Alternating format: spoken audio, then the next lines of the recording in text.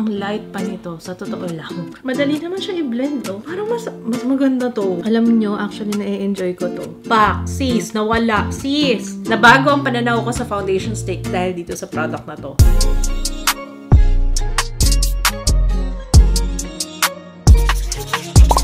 Hello everyone! Welcome back sa ating channel. Meron na naman tayong bagong iti-test out na foundation. This time, foundation stick siya. From Bare and Bliss. Ayan, this is the 6-in-1 foundation stick. Thank you sa Bare and Bliss team during Vloggers United kasi binigyan nila ako nito. Gusto daw nilang matry ko itong 6-in-1 foundation stick. Actually, binibigyan ko pa ng chance kasi nung nakaraan, diba, hindi ko nagustuhan yung liquid foundation nila in the foundation bomb. Okay, so hindi ka pa nadala. Okay, let's do this! So, hindi naman. Kasi syempre, no, kaya ako nandito is para itry na itry. Oo, itry natin na itry. Tingnan natin kung ano yung mag-work sa atin at kung ano yung sayang yung pera. Bare and Bliss Bloom Matte 6-in-1 Foundation Stick. This one is SPF 50+, PA++++. And tatlo yung shades niya. Isang oatmeal, caramel, and honey. Explain ko pa ba kung ano yung LN0, TN1, MW1? Kaso ito lang talaga yung shade na available eh. May instruction naman sa box na ano yung L. L is light, T is tan, M is medium. Actually, nakalagay naman sa box kung paano basahin. Ano ba yung undertone?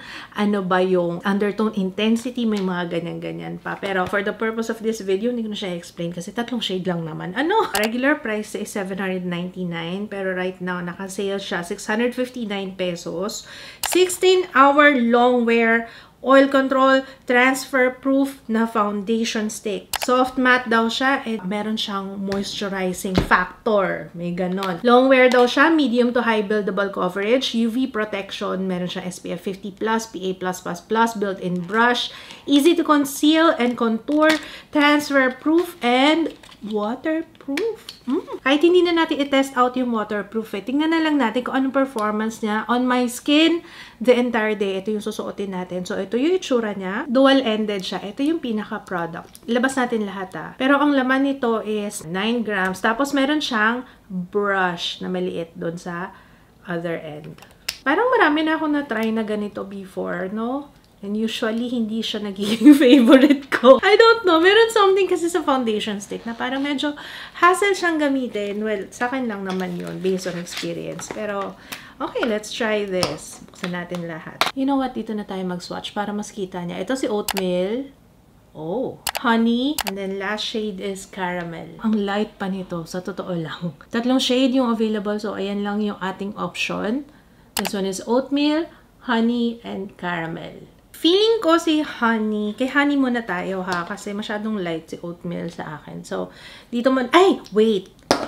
Nakalimutan ko mag-prep. Okay, mag-moisturize tayo. I will use Sunny's Face Dream Cream as moisturizer. I like this. Kung naghahanap kayo ng moisturizer na walang amoy, this one is nice, actually.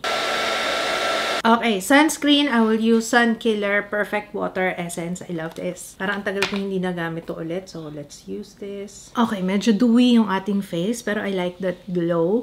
Pero wala akong ma-feel na hindi siya malagkit. Oo. So, hindi maapektuhan to. I've tried this. Trusted ko na yung sunscreen na yan and the moisturizer. Let's apply honey. Dito muna tayo sa isang side. Hindi ako nag-primer ha. Konti-konti lang muna. And then let's try the brush. Ang bagal ng brush. Dito pwede sa kagaya ko na lagi nagmamadali pag nagme-makeup. Maliit kasi siya. Pero okay to if spot concealing lang. Let's use another brush. Alam niyo, naisip ko sa kanya, parang powder finish na. Para lang ako naglalagay ng, sa totoo lang, powder stick. Meron ba powder stick? I mean, parang ganun yung finish niya eh. Parang nagiging powder finish siya pag nilagay sa skin. Actually, maganda siya. At saka mas okay to kasi kumakapit talaga. Dadagdag ako ng additional layer pag may nakikita pa akong, mga kailangan takpan. Okay yung shade na honey sa akin. Perfect. Ito siya on one side of my face. Very, natural lang yung coverage na. Let's see if it's buildable, ha. Magdadagdag ako ng another layer. Lalo na dito sa noo kasi meron akong blemishes dyan. Buildable naman siya. Tingnan nyo, natakpan yung blemish ko dyan sa noo. Lagyan na rin tayo dito sa neck. What can you say? It's nice na meron parang dewy effect siya. Or hindi ko alam kung dahil sa sunscreen ko yun. Feeling ko sa sunscreen ko din eh. And the moisturizer. So, maganda na nag-prep ka kasi mas maganda yung finish niya. Ayan, oh. Kasi kanina nung nag-swatch ako, tinry ko i-blend ng konti. So, definitely, doon pa lang nalaman ko na kailangan well moisturize ang iyong skin. Okay, so ito siya. Very natural. I like it. Parang hindi halata na naka-foundation ka. Hindi siya yung parang, pagkakita, ay, nag-makeup. Parang obvious na obvious. Alam niyo yun? Yung ganong itsura. Ito hindi. So, apply na natin siya on the rest of my face. Madali naman siya i-blend. Oh, walang kahirap-hirap. Gusto ko siya, guys. Parang ang natural lang nung effect ko. Parang mas maganda to. Compare dun sa dalawa na first na na-try ko from Bare & Bliss. Ito at saka yung cushion. Yung cushion, nagustuhan ko rin yung cushion nila eh. Kaso wala yata akong TikTok nun, guys. I think sa vlog ko lang siya tinry. Bagong panganak ako nun. I think 2023 yon yung natry ko yung cushion. Okay, so ayan siya. Gusto ko.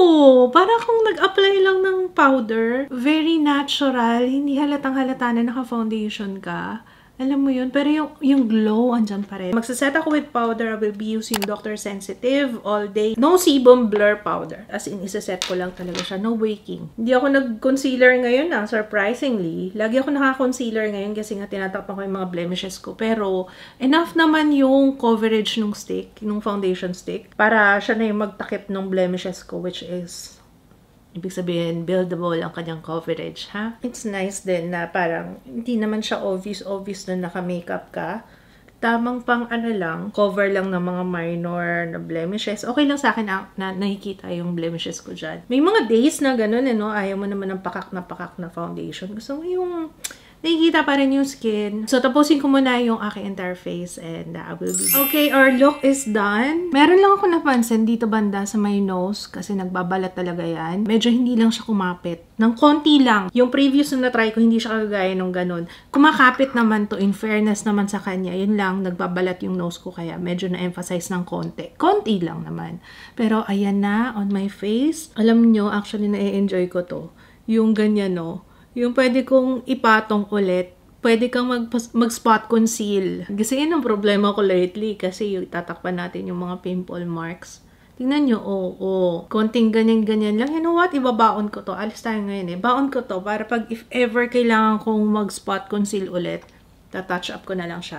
And para sure na masanitize, para sa mga sensitive girlies dyan, swipe nyo with tissue yung ibabaw para hygienic pa rin. Especially kung magta-touch up kayo. So, ayan na yung ating face. Surprisingly, in-expect ko kanina, baka mag-settle sa pores. Wala naman ako nakita. And puro cream yung ginamit ko on my face. Nasa description box, lahat ng ginamit ko on my face for today's video. It is now 1:46 p.m. and babalik ako mamaya kung kumusta siya on my face. Ay, try pala natin siya sa flash and natural lighting. Ang fresh mo naman. Oh, ganda-ganda na naman siya. Uy, in fairness, maganda siya sa skin. Ayan, zoom pa natin. Uy, ang ganda. Ang ganda mo ngayon, girl. I like your makeup. Para siyang alam niyo, nakaka-fresh siya kahit na hindi halata na naka-foundation ka talaga. Very natural lang. Uy, I like it. Uy, ang ganda. Ang fresh. Alam niyo ba, nakalimutan ko na rin na may nire-review pala tayong foundation ngayon. Kasi, parang yung usual na ginagamit ko na foundation, yung suot ko ngayon. Alam niyo yun? Sobrang gaan niya talaga. Ang layo niya dun sa previews na nireview natin from B&B. Yung foundation balm nila at saka yung liquid foundation, ibang-iba to. Parang siya, sobrang gaan lang talaga niya sa mukha. Yun lang, yung blemishes ko nakikita na. Pero considering, sabi ko nga, diba, parang pang everyday lang siya. Parang nga lang ako nag-apply ng powder. Parang ganun yung feeling niya. Pero to be fair, kahit na medyo nakikita yung blemishes, parang basta ang ganda niya. Ulitin ko, I have oily skin. Hindi pa tayo nag-blot mula kanina. Surprisingly, magaan siya sa mukha. Ano lang ako, pero sis, nakita ko yung mukha ko sa salamin. Ang ganda ng makeup ko. Papa, pinagpawisan pa ako niyan. Hoy, ba't ganun? May tinatry akong bagong foundation stick. Diba? Yan yung mga topic naming mag-asawa talaga eh. Yung nire-review kong foundation. Anong masasabi mo? Hindi pa ako nag-blot. Kahit punas ng pawis, oo. Ano yan? Hulas proof. Ang galing nga, parang nga siyang hulas proof, Swear, tingnan nyo. Oh, pinagpawisan pa ako niyan. Uy! Mukhang, Guys, ang oras ngayon ay 8:59. And tingnan nyo yung face ko. Gosh. Wala pang blot. Siguro blessing in disguise din na wala akong dalang blotting paper kasi grabe. Hindi ko kailangan mag-blot. Ang galing-galing naman ito. Pinagpawisan ako ng bongga kasi naghakot kami dito sa condo. Kasi merong renovation na magaganap. Pero tingnan nyo naman. Oh, wala na ako ibang masabi. Tsaka sobrang gaan lang talaga niya. Alam niyo. Okay guys, kakauwi lang namin. Grabe, masisilaw kayo sa noo ko. Ito yung sinasabi ko sa inyo. Hindi talaga ako nag-blot mula kanina. Gusto ko na tanggalin yung contact lens ko. Tanggalin ko na nga kasi nahihirapan na ako. Oo, ang tagal na rin nito. Pakita ko sa inyo paano ako magtanggal. Ha? Galing na! Napanood ko lang din sa shorts yan. O, diba? Hirap-hirapan ko pa yung sarili ko eh. Medyo malabo na yung paningin ko kasi, no? Pag tumatagal na yung contact lens. It's ganda. So, mag-blot na tayo. Pakita ko sa inyo kung gaano karami yung oil as usual. Wala ako halos na pansin dito sa... Ay, hindi. Ito na nga, mukhang kulang yung isang blotting paper. Pero in fairness, guys, sinasabi ko sa inyo talaga. Hindi talaga ako nag-blot buong araw. Tapos kanina, pawis na pawis ako, promise. Tingnan nyo ha, kahit tinanggal ko na yung aking oil. Grabe, ang ganda niya. Grabe yung mantika ng... Hindi ko talaga ina-expect na magugustuhan ko to. Pero sobra, I like it. Diba parang ang fresh-fresh lang kanina, no? Kahit naman ngayon, ayun, no? Nung binlot ko na yung oil.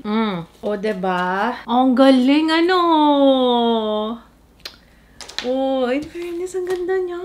Hindi ko lang gusto yung brush dun sa baba kasi late niya. Pero, it works naman, especially kapag spot concealing lang yung gagawin mo. Pagka, kunwari, itry ko lang nga, guys. Hindi ko nga ito nadala eh. Dapat dadalhin ko, nakalimutan ko naman. Try natin pag magtatakip ako ng, ayun, lumalabas na yung blemishes. Tingnan natin kung anong itsura ha. Kung matatakpan pa rin niya, kahit na ilang oras na sa face natin. Uy! Oh! Pak! Sis! Nawala! Sis!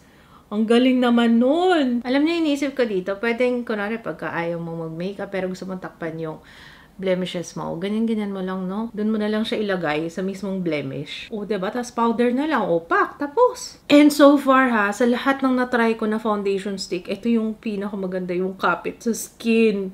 Kasi usually, hindi ko talaga gusto dahil nga parang ang bigat niya sa face. Considering stick to, ha. Ang dami ko nang natry na ganito, guys. Kung ibabalikan niyo yung mga videos ko sa YouTube, talaga ang dami ko nang ginawang review na nasa stick na hindi ko naman ginamit. Na hindi nasama sa favorites. As in, parang first impression review lang. After nun, wala na. Kasi nga, mabigat siya usually sa face. Pero ito yung first time na na-enjoy ko siya. I like it. Nagustuhan kita. This is nice. Promise! Okay, hindi ko napakabain. Teka lang, meron po pala dito. Yun na ang aking hatol for our wear test. And ulitin ko guys, baka bago ka dito sa ating channel, I have very oily skin. Maganda rin siya pala sa flash. Hindi ko nasabi. Ngayon ko lang ulit nakita kasi kanina ang dilim. I mean, syempre pag nag-flash ka, diba? Tapos ngayon ko lang ulit oh nga pala may photo ko kanina. Oh, pa. Carry boom boom. Oh, ganda siya. Wala na ko ibang masabi. Yun lang. Nabago ang pananaw ko sa foundation stick dahil dito sa product na to. Fairness. Okay, so ayun lang. Kung meron kayong request sa ating next video, feel free to comment down below. At if you wanna share your thoughts, if you have tried this, kung nag-work ba sa'yo or hindi, kumusta siya, share your thoughts. So, ayun lang. Maraming salamat. Sana nakatulong itong aking review. At kung oo, don't forget the thumbs up. At kung di ka pa nakaka-subscribe, make sure to subscribe. Oo. And turn on the notification bell para lagi ka updated every time na meron tayong bagong upload. Thank you so much for watching. I will see you again on my next one. Bye! O, diba? Hawak ko pa rin siya. Bet ko talaga siya.